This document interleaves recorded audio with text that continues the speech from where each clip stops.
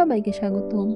আজকের পর্বে তৈরি করে দেখাবো সেদ্ধ আলুর সাথে ডিম ও আটা মিশিয়ে হেলদি একটি রেসিপি তৈরি করব। সহজে রেসিপিটা শুরু থেকে শেষ পর্যন্ত ভিডিও স্কিপ না করে দেখে নেবেন, এতে করে আপনি খুব বেশি উপকৃত হবেন। আর স্কিপ করে গেলে ভিডিওর কোনো অংশ বাদ পড়ে যাবে। চলেন যাই দেখি রেসিপি তৈরি করার জন্য যা যা উপকরণ লাগছে। এতটাই সফট এই রেসিপিটা, বাচ্চা থেকে বড় সবাই কিন্তু পছন্দ করবে তৈরি করে নিলে। তৈরি করার জন্য প্রথমে এখানে আলুর উপর থেকে এভাবে পিলারের সাহায্যে স্কিনটা ছাড়িয়ে নিয়ে এরপরে ছোট টুকরো করে কেটে নিব ছুরির সাহায্যে।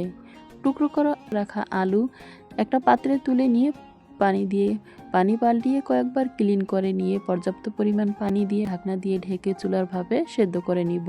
সেদ্ধ হয়ে আসলে পানি ঝরিয়ে একটা বড় পাত্রে নিয়ে নিলাম। একটা ডিম ভেঙে নিলাম, 1 টিস্পুন চামচ ইস্ট, স্বাদ মতো লবণ, 1/2 টিস্পুন চামচ চিনি অ্যাড করে নিয়ে আলু এভাবে মেশারের সাহায্যে ভালোভাবে মেশ করে নিলাম।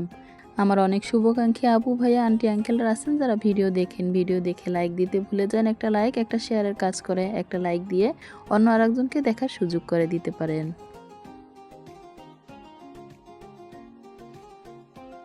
এক পর্যায়ে আলু মেশ করে নিয়ে এখানে 2 টেবিল চামচ পরিমাণ সয়াবিন তৈল, 2 কাপ পরিমাণ আটা অ্যাড করে নিলাম। এখানে কোনো প্রকার পানি অ্যাড করা যাবে না। আলুর মিশ্রণের সাথে আটা ভালোভাবে মিশিয়ে নিতে হবে। শুকনো উপকরণটা যখনই এভাবে কিছুক্ষণ মেখে নেবেন, দেখা যাবে এক পর্যায়ে খুব সুন্দর একটা ডোয়ে পরিণত হবে। আমি এখন হাত দিয়ে শক্ত হাতে মেখে নিয়ে একটা ডোয়ে পরিণত করে নিব। এক পর্যায়ে একটা ডো তৈরি করে নিয়ে গোলাকার শেপ দিয়ে নিয়ে 4-5টা একত্রিত করে একটা ঢাকনা দিয়ে ঢেকে 10 থেকে 15 মিনিটের জন্য রেখে দিব। এতে করে ডোটা অ্যাক্টিভ হয়ে ফুলে ডাবল হয়ে যাবে। এরপরে ঢাকনা তুলে নিয়ে হাত দিয়ে চেপে চেপে বাতাসটা বের করে নিব, উপরে কিছুটা আটা ছড়িয়ে দিয়ে। হাত দিয়ে এভাবে কিছুক্ষণ মেখে নিলে খুব সুন্দর একটা নরম ডোয়ে পরিণত হবে।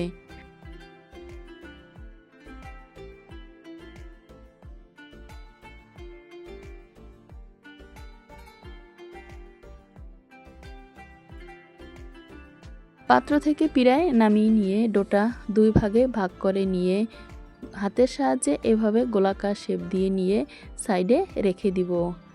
একটা সাইডে রেখে দিব, অন্য আরেকটি পিড়ায় নিয়ে বেলনার সাহায্যে রুটির আকারে তৈরি করে নিব। খুব বেশি ভারীও না আর খুব বেশি পাতলাও না।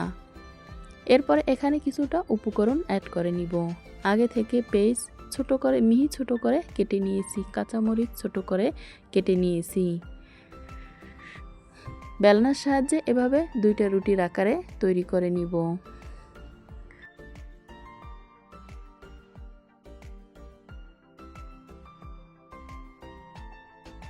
বাজারের কেনা টমেটো সস এখানে 1.5 টিস্পুন চামচ হবে, ভালোভাবে চারপাশে লাগিয়ে নিলাম। পেঁয়াজ কুচি উপর থেকে এভাবে ছড়িয়ে দিলাম, কিছুটা কাঁচামরিচ কুচি অ্যাড করে দিলাম। যেভাবে আপনি ঝাল পছন্দ করেন সে তুলনায় কাঁচামরিচের পরিমাণটা কমিয়ে বাড়িয়ে অ্যাড করে নেবেন। এরকম রেডিমেড মশলা কিন্তু বাজারে পাওয়া যায়, আপনারা চাইলে স্বাদে ম্যাজিক মশলা বা এরকম মশলাও কিন্তু যে কোনো মুদিখানা দোকানে পাওয়া যায়। আপনি উপর থেকে এভাবে পরিমাণ মতো কিছুটা মশলা ছড়িয়ে দিয়ে উপর থেকে আরও একটা রুটি অ্যাড করে দিয়ে 4-5টা চেপে চেপে ভালোভাবে মুখ বন্ধ করে নিতে হবে। এরপরে ছুরির সাহায্যে আপনার পছন্দ মতো আপনি কাট করে নিতে পারেন। আমি এটা 6 ভাগে ভাগ করে নিলাম। এরপরে হাত দিয়ে এভাবে মুখটা চেপে ভালোভাবে বন্ধ করে নিতে হবে, যাতে ভাজার সময় ভিতরের পুর বেরিয়ে না আসে। এরপরে কিন্তু এভাবেই কিন্তু সবগুলো তৈরি করে নিব। একটা কাঁটা চামচের সাহায্যে এভাবে 4-5টা একটু চেপে চেপে দিব, এতে করে সুন্দর একটা ডিজাইন ক্রিয়েট হবে আর 4-5টা খুলে যাওয়ার কোনো চান্স থাকবে না। সবগুলোই কিন্তু এভাবে তৈরি করে নিব। এরপরে ভাজার প্রিপারেশনে চুলায় চলে যাব। চুলায় প্যান বসিয়ে পর্যাপ্ত পরিমাণ গরম করে নিয়েছি। গরম প্যানে নাস্তাগুলো অ্যাড করে নিয়ে উপর থেকে 1 টিস্পুন চামচ পরিমাণ রান্নার সয়াবিন তেল অ্যাড করে নিলাম। আর এই পর্যায়ে কিন্তু চুলার আঁচ একবারে মাঝারি টু লো আছে আছে। এরপরে কিন্তু উল্টিয়ে পাল্টিয়ে কালার করে ভেজে নিলে কিন্তু ফুলে ডাবল হয়ে যাবে আর ভিতরটা কিন্তু খুবই নরম হবে।